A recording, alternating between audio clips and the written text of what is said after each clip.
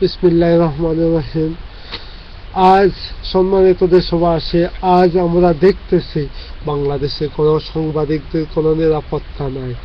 যেমন মাহমুদুর রহমান সাহেব, তিনি তার নিজে চোর ধরেছেন, কিন্তু চোর ধরার পরিণামে তাকে আজকে জেলে পড়তে হচ্ছে, পড়ে মরতে হচ্ছে।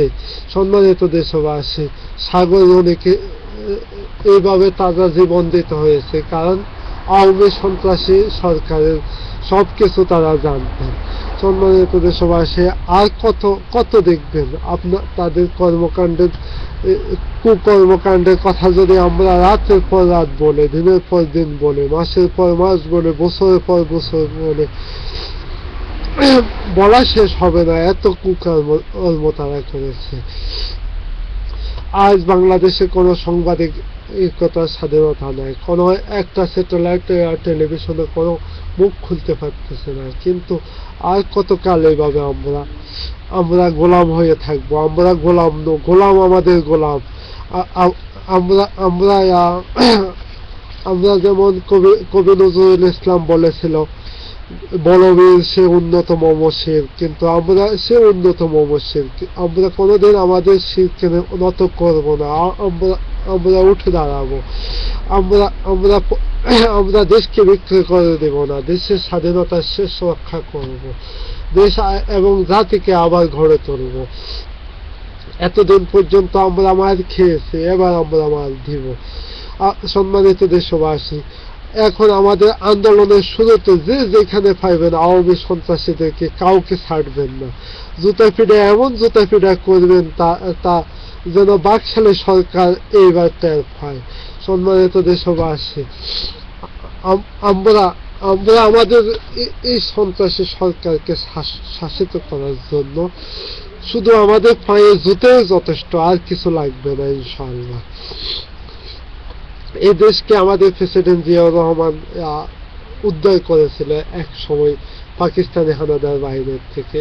আর এইবার আমরা ভারতীয় দালালদের কাছ থেকে আমাদের দেশকে আবার উদ্ধার করব। তার ছেলে জনাব মোহাম্মদ তারেক রহমান, যেমন বাপ তেমন বেটা। তার অনেকগুলো কথা তিনি ওই দিন বলেছিলেন, সবগুলো কথা ডকুমেন্ট দিয়ে, যুক্তি দিয়ে বলেছিলেন। কিন্তু আওয়ামী সন্ত্রাসী সরকারের প্রধানমন্ত্রী এবং সুরঞ্জন সিং গুপ্ত দুর্নীতিবাজ এবং সন্ত্রাসী, তারা বলতেছে নাকি জিব্বা কাটে ফেলাবে তাদের। কিন্তু একজন সন্ত্রাসী তো সবসময় সন্ত্রাসী কথা ছাড়া আর তাদের মুখে আর ভালো কথা মানাবে? সম্মানিত দেশবাসী, তাদের সন্ত্রাসী কার্যকলাপ চালানোর সময় শেষ হয়ে আসছে। এখন তাদের সূর্য ধীরে ধীরে নেমে যাচ্ছে, তাদের আকাশে কালো মেঘে ছায়া ঢাকে গেছে। সারা পৃথিবী আমাদেরকে সহযোগিতা করতেছে। এরপরে যদি আমরা আমাদের জাতিকে মুক্ত যদি না করতে পারি, তাহলে আমাদের কপালের দোষ ছাড়া আর কিছু না।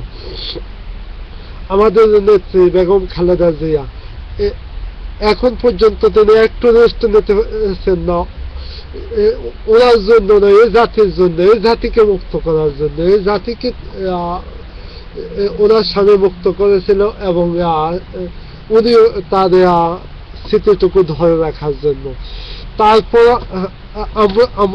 আমরা এখন সবাই এক হয়ে আমাদের নেত্রীর হাতটাকে ভারী করে দেশ এবং জাতিকে গড়ার জন্য আবার এগিয়ে আসুন, দেশ এবং জাতিকে গড়ে তুলুন। আমরা এখন আর দেখতে চাই না বাংলার মাঠে স্বেচ্ছাতে রক্ত, আমরা দেখতে চাই বাংলার মাঠে সবুজে ভরা, যে স্বপ্ন দেখেছিল আমাদের প্রেসিডেন্ট জিয়াউর রহমান। আমরা দেখতে চাই বাংলার মেধা আকাশ সমান, পাহাড় সমান, বাংলাকে বিশ্ব মানে গড়ে তোলার জন্য। কিন্তু আমাদের নেত্রী বেগম খালেদা জিয়া দেশে অনেকগুলা বিজ্ঞান এবং প্রযুক্তি বিশ্ববিদ্যালয় করেছিলেন, দেশ এবং জাতিকে এতটুকু আগিয়ে নিয়েছে তা আমরা উন্নত দেশের থেকে দেখতে পাচ্ছি। আজ পর্যন্ত সব মাথা আমাদের স্টুডেন্টের কাছে নত করতেছে। তারপরে আমি বলতে চাই এই নেত্রী এবং তার ছেলে তারেক রহমানের কে আবার সুযোগ দিয়ে দেশ এবং জাতিকে গড়ার সুযোগ দেন। এই জাতিকে আমরা গড়তে চাই, এই জাতিকে ধ্বংস করতে চাই না। সম্মানিত দেশবাসী, ইন্ডিয়া আমাদেরকে রাক্ষসের মতো গিলে খেতে চায়। আজকে আমাদের জাতীয় স্মৃতিসৌধে জুতো পায়ে উঠে আমাদের জাতিকে অপমান করতেছে এই সন্ত্রাসী সরকার। তাদের এই সরকারের মাঝে একজন বুদ্ধিজীবী, একজন ভালো মানুষ নেই। যেমন তাদের মাঝে কিছু লোক ছিল, তারা এখন তাদের ক্ষমতাকে লাথি মারে চলে গেছে। যেমন সোহেল তাজ, মহিউদ্দিন তাজ এবং গোলাম মাওলা রনি, এদের মতো অনেক দেশদ্রোহী নেতৃবৃন্দ তাদের ক্ষমতাকে লাথি মারে চলে গেছে। যারা দেশকে ভালোবাসে তারা আওয়ামী লীগ করতে পারে না। আপনারা ভালো করে দেখেন, এখন যদি বাংলার মাটিতে কাউকে আওয়ামী লীগ বলে ডাক দে তাহলে মনে করা যায় তাকে ডাকেন বা খারাপ লোক বলছে, এরকম গালি হয়ে দাঁড়াচ্ছে। আমাদের ইতিহাসবিদদেরকে আমি স্মরণ করে বলতেছি, আপনারা ইতিহাস নতুন করে তৈরি করেন, আপনারা পাঠ্যপুস্তক তৈরি করেন।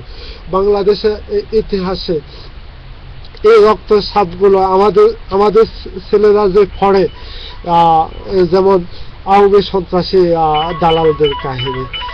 এই দেশকে গড়তে হবে, এই জাতিকে গড়তে হবে, এই বলে আজকের মতো বিদায় নিচ্ছে। খোদা হাফেজ। বাংলাদেশ জাতীয়তাবাদী জিন্দাবাদ।